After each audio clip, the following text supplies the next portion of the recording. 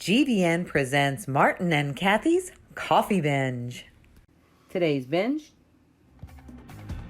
Marvel's Agents of S.H.I.E.L.D.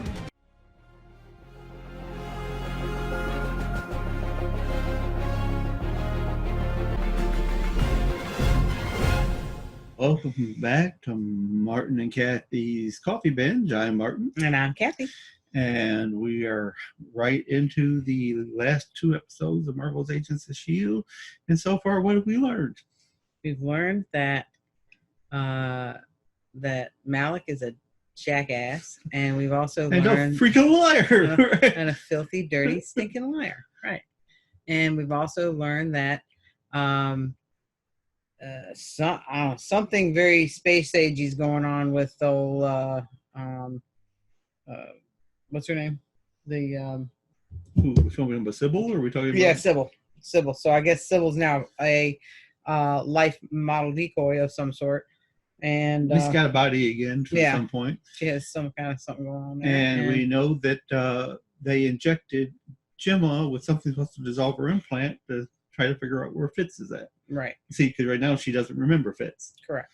So, although I did think it was kind of cute when he was talking to Jim and Deke about that the Chronocoms would have a better luck at getting out where Fitz was. He said because they wouldn't be because he's not such ham-fisted and stupid and everything. Right.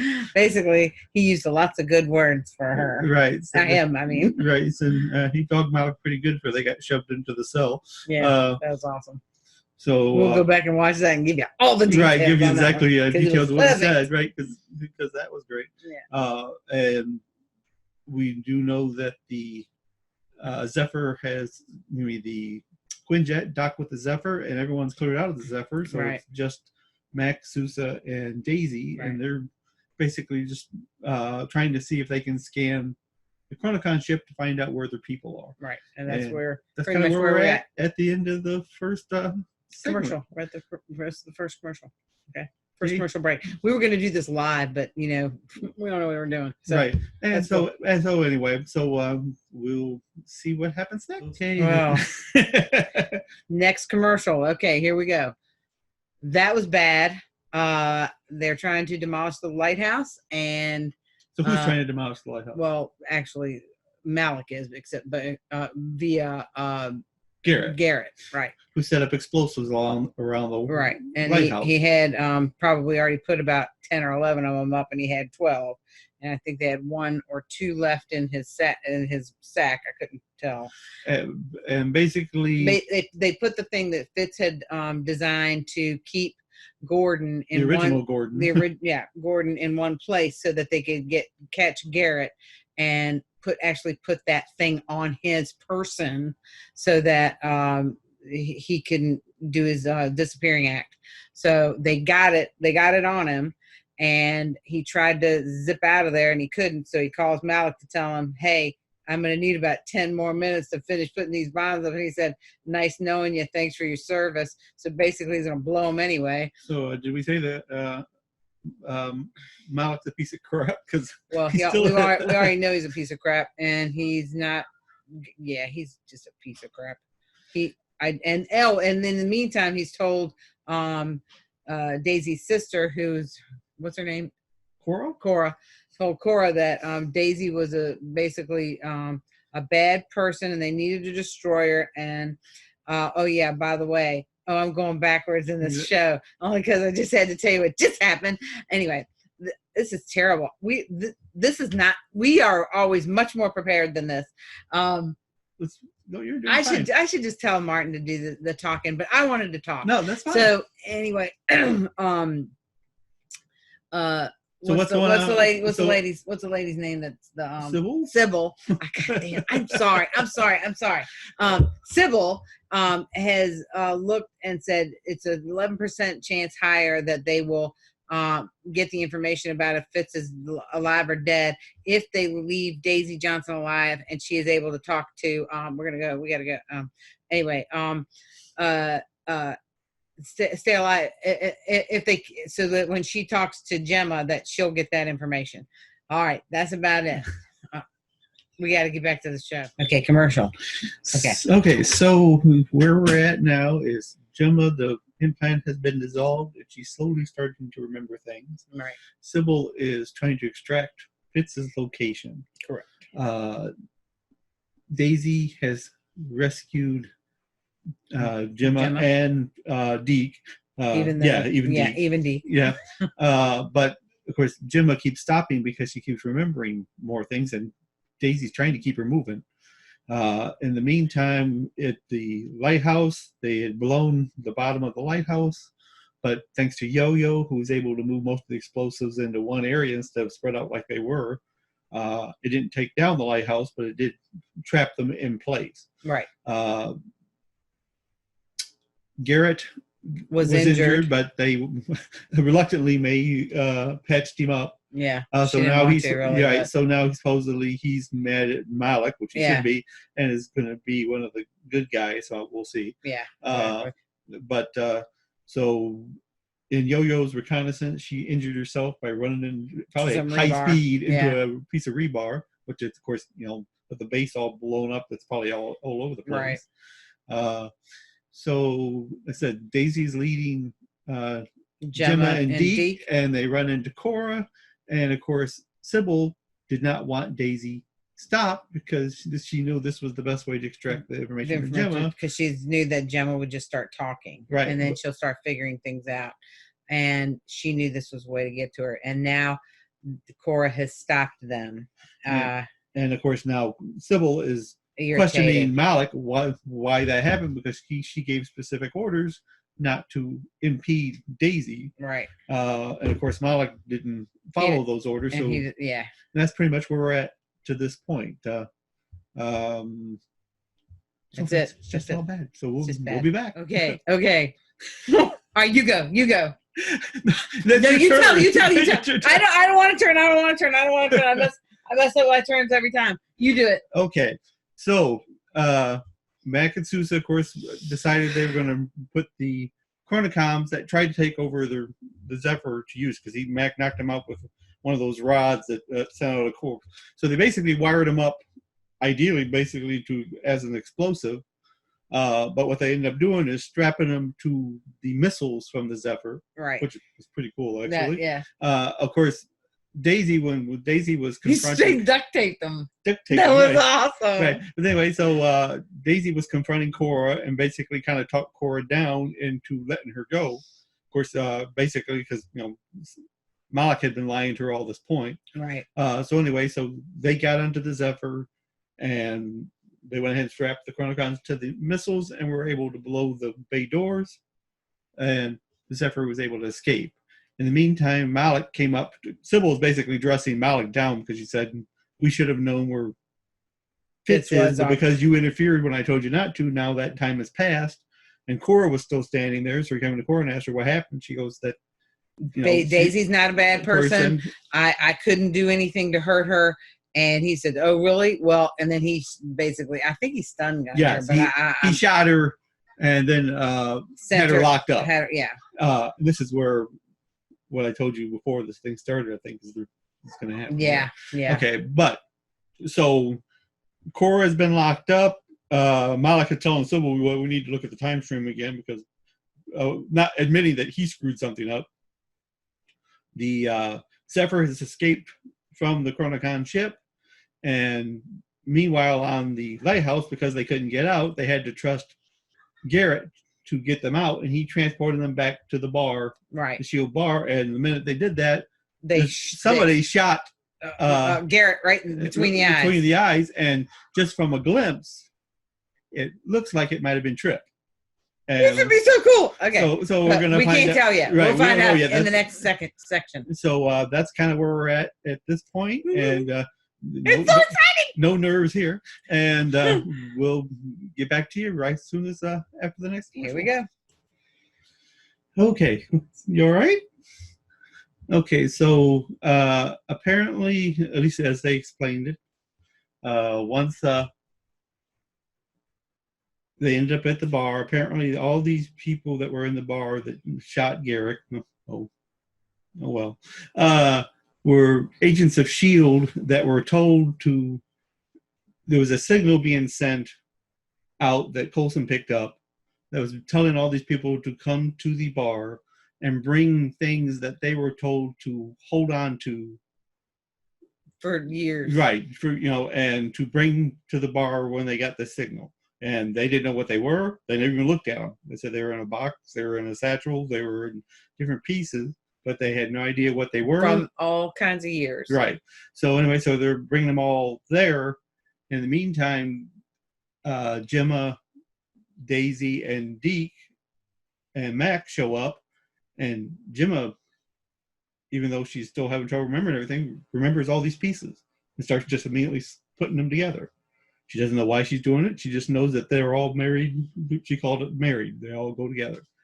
So she put them all together, and then she realized there was missing a piece. So at that time, another gentleman, an older gentleman, came in. He said that he had another piece. I was sorry he's late. That I can't remember. He said the bus broke down or something like that, and it was like a tuning fork.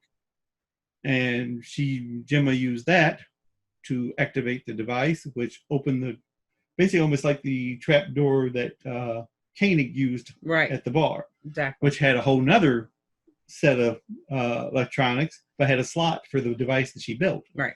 So she put it in there, and nothing happened. And as she's sitting there thinking about it, she remembers that she's married. She takes her wedding ring off, puts it in the machine, and it works, and it activates the portal on the top, and down comes Fitz, finally. But unfortunately, Gemma still does not know who Fitz is. Right. Which apparently Fitz was not quite prepared for, or maybe he was prepared for it, bit. And kind of thought that it wouldn't happen. Mm-hmm. So that's kind of where we're at the end of the first half. Yep. We got a whole nother final episode to go, and we finally found Fitz. It only took 12 episodes, and he looks rather thin. Of course, that might have been for the role he was doing. Let's just not talk about it and see what happens next, because I'm very... Are you emotionally just... I'm emotionally disturbed. Okay, that's all right. So we're here at the end of the first... we're back at the first half. And we'll join it right back again. Shield is at 0, and the other people are at 0, because really it's a tie score right now. So we'll see what breaks the tie going into the second half. All right. Sorry, we're laughing at Director D. So basically what they decided and what Fitz had figured out is that they originally had designed this thing to be able to take the Zephyr back to their normal time. But Coulson, and maybe rightfully so, said that they can't just run back to their current time and leave the Chronocon, this timeline to deal with the Chronocons. Right. Because they're getting ready to take over everything. So basically, Deke described a way that they could jump back to their time, but take the Chronocons back with them. Right. But for that to happen, somebody had to stay behind. And Sousa was going to do it, but of course, Sousa would not have been able to do it.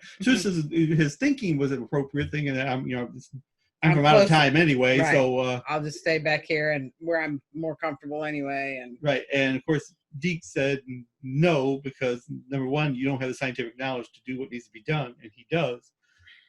Plus, he didn't want to, and this probably was hard on Deke because he liked Daisy, but he said that obviously you two got a thing, so I'll stay behind, and as long as Fitz and Gemma do what they need to do, right. He'll come back eventually anyway.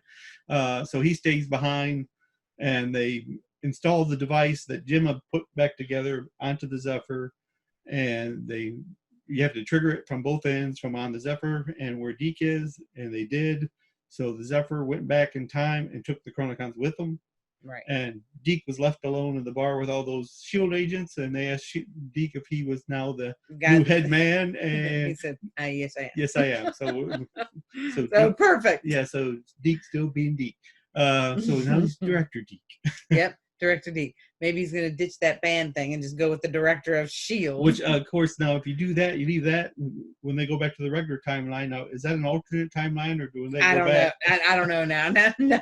As far as the timelines go now, there's all kinds of screwed. Well, I know Fitz described it as a branch off, so I don't know if that's just one branch that when they went back to their time, that branch is off on its own tangent and doesn't affect what goes on here. That's kind of the idea I got. I'm guessing. Okay. Yeah. So we're into the final episode. That's where we're at. So we'll catch you on the next turn.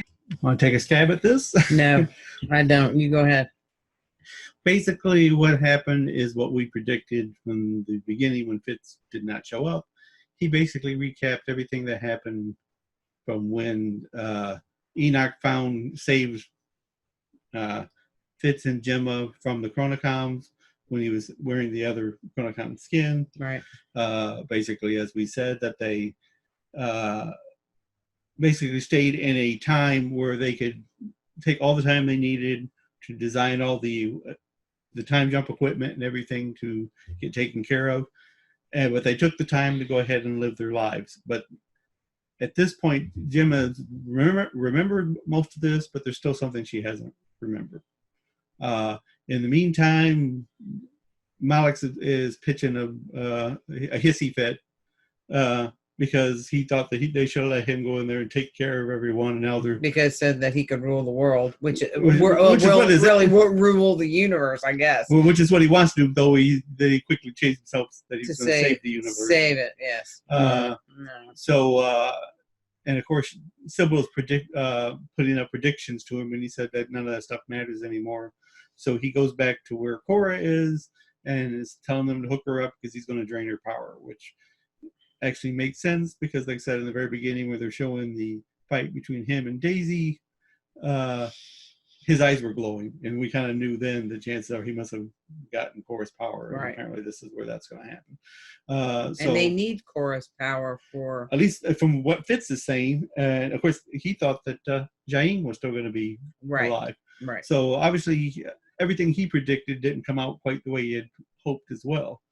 But apparently, whatever they need Cora's power to get back, everybody get back to their original timeline. Though it sounds like, I don't know what part of that original timeline they're talking about. I don't know, but it sounds like there's going to be a sacrifice that would have to be made here somewhere, and they've all discussed exactly what they're doing. So we'll find out after the next commercial. Right, we will. Mind, of course, don't say that. No, but okay, let's say that was a mind rip. Right, that's for sure. And now it kind of makes a lot of things make sense as to what was happening at the end of season 6. Yes. Whereas at the end of season 6, when Gemma showed up and she had all these people in blue hazmat suits helping her, come to find out those people in the blue hazmat suits was Fitz and Gemma and Yo-Yo and who's the fourth? Sousa. Yeah. In the suits, but they were told not to engage, not to talk, so they didn't know what was going on. And the 2 shots destroyed the temple right when the Zephyr jumped were shots by the Chronicons trying to hit the Zephyr, which I thought that was them doing that. Yeah. So while that was all going on, the Quinjet. Actually, the Quinjet went down there to give them to get them into the temple. The Zephyr that was in that timeline was the one that left out of the temple, while the Zephyr from the other timeline was landed onto the Chronicons. Right. And they went inside the Chronicon ship, and Mac and Coulson infiltrated the ship while Daisy was taking on some other guys that she took care of. Correct. But Sybil caught a hold of Coulson, and she said that he was going to be reassigned, so that doesn't sound good. In the meantime, Malik showed up with Daisy right after she finished off her people, and of course, just as we said, he has Cora's power now. Now, at this point, we don't know if that means Cora's dead, or he just took just enough of her power to do the job. We don't know. But again, I would think he should have the same kind of problem that Cora did. Right. As far as controlling it, because she didn't. That was her whole problem. She couldn't control it. Right. Correct. So I guess we'll see how that goes. But that's kind of where we're at this point. All right. Okay, so basically, it's all good. So what happened? There's no words. Basically, you see, the cavalry came for to help Coulson, and they kicked a bunch of Chronicon butt, and Mac saved Cora, and Cora obviously didn't kill Cora, so they saved her enough, because what she had to do was power up the system, because what they basically ended up doing once they took out the rest of the Chronocoms was they needed to change the Chronocoms on the lighthouse, basically to give them empathy. So that's why May stuck her hands in the machine and basically, in a sense, just reclassified them back the way they were before they changed them to hunters, really. Right. So with Cora's help boosting the signal, they made all the Chronicons basically disarm, because they said that they were friends, as they've always been.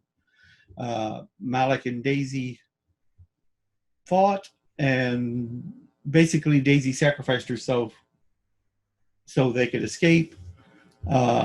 And of course, she was floating out in space. They picked Daisy up, and Cora was able to bring her back. Right. So that's all. It's all good. Now, they were kept talking about, what are we fighting for? Well, what they were fighting for was, number one, to save Daisy, but more importantly, they were fighting because the pod that Fitz had transported him on the other side of the pod, their daughter was in. Right. And so they went and got her, and she's a beautiful little blonde-haired girl. I didn't quite catch her name, though. I think it's the name of that planet. The Star. Yeah. And all the scenes they showed of them when they were living their lives, when they changed the angle from the original times they showed it, it was either her pregnant or them holding the child, and they were on the ship looking out at the stars. Right. She was on Fitz's lap. So that was lovely. I'm very happy about that. So we'll go back to get the final part of this, I'm assuming. Yep. Well, they said in the very beginning of season 7, the cast said that people were going to be satisfied with how it ended, and they were right. We even got a cameo by Lola. Though Mac really jazzed Lola up. Some kind of, that was a hot ride. But it's all great. They're all doing what they do. Daisy's with Cora and Sousa. They're doing well. Coulson's just seeing the world, I guess, in Lola. Yep. May is teaching at the Coulson Academy. And I see that good grief, I forgot the boy's name. Pebbles is what. Yeah. So he's there. Yo-Yo's out and doing S.H.I.E.L.D. business. Mac's still, I'm assuming, still the director. Mm-hmm. He's got a real Nick Fury kind of vibe with the jacket going on the helicarrier. Absolutely. And it was a great season, great series. If anyone who's never seen it, you need to get on it. Yeah. I'll tell you what, we're watching it again, but you know what? It was a great finale. Couldn't have done a better job of that. See, and me, this is kind of what I want with finale. I want to be able to go away and feel, okay, I feel good about it. Yeah, I feel good about it. Nothing bothered me. Nothing to say, well, I hate that they did that. Yeah. And I think they get the idea, some of these shows get the idea that you have to have some kind of tragedy or drama because there's no such thing as a happy ending. Right. There can be. It doesn't all have to be doom and gloom. And the sad part of this was that they weren't all working together anymore. that was where the sadness was in that ending. But the happiness of it is that they all had an opportunity to kind of go on their way in a good way, in a way that was good for all of them. Right. Really. And I also liked basically how, in a sense, they were doing like a Zoom get together. Mm-hmm. They were social distancing in their chairs. I got no complaints. Yep, it was great. It was awesome. Well, if you had, like I said, and Martin said, if you haven't watched this series of fantastic, this just is a great story. It's a great story that is very very conclusive on many levels. It never makes you feel wanting of a better explanation or a better